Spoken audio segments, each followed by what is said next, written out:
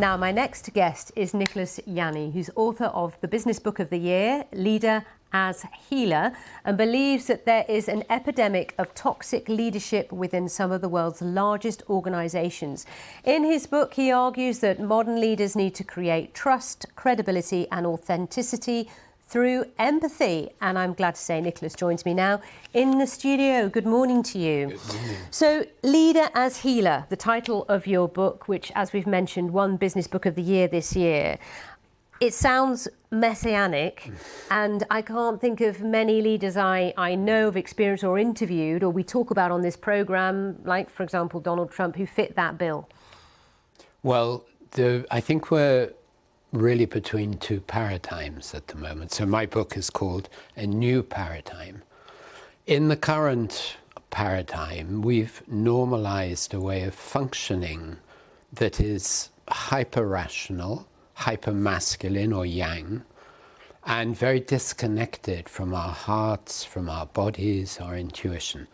That means that many leaders are working with, I would say, no more than 20% of their full capacity, which is not nearly enough to meet the kinds of challenges, crises, instability that we're in. That's the old paradigm. It's disconnected from heart above all. So that creates toxic leadership because people are super stressed, super in need of affirmation, short-term results. They don't have time to listen to each other.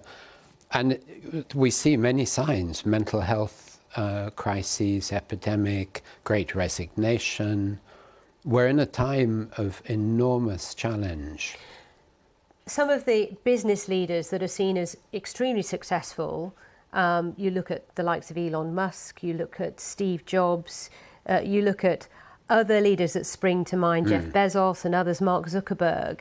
And they don't necessarily represent what you're talking about, the new paradigm. So who's a good example of a leader as a healer that is successful in terms of profits and share price, not just successful in being very empathetic towards his or her employees? Right. Well, I meet them everywhere, and not all of them are big public names, because there is a huge new movement. I would call it a kind of awakening.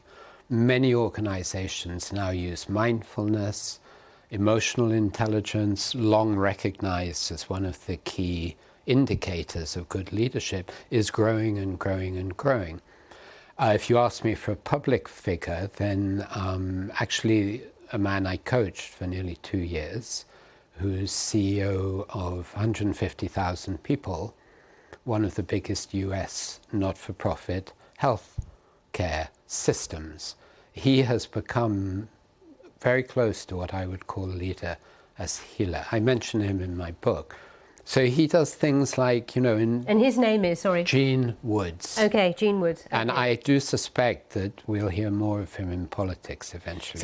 So from your perspective, what are the key attributes? If you're a leader in this new paradigm, what are you doing that makes a big difference? It means that you're very committed to your inner development. You're committed to being embodied, which, we've got very far away from that. It means that you've worked on your emotions, so you're naturally empathetic. It means you create a culture where people understand it's okay to be frightened. It's okay to be scared. We don't have to hide it. Because if you're sitting in a meeting and everyone is actually anxious but not allowed to say it, everyone is like that. So we don't think so well.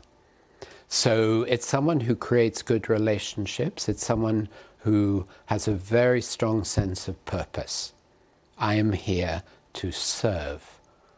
And I understand that within that paradigm that I'm talking about, it is not antithetical to profit and good results. On the contrary, Sally, there's a lot of data that shows, for instance, that companies with a meaningful purpose have as much as a 40% upturn in business. This is the new paradigm.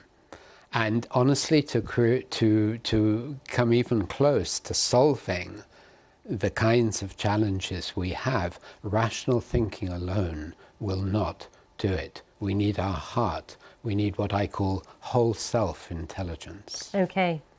Thank you so much for coming in. I wish we had more time. Maybe we'll do this again and get more time in the future, because there is so much to discuss and unpack. Right. And as you say, toxic leadership is something we see a lot of at the moment. But we've got to move on, because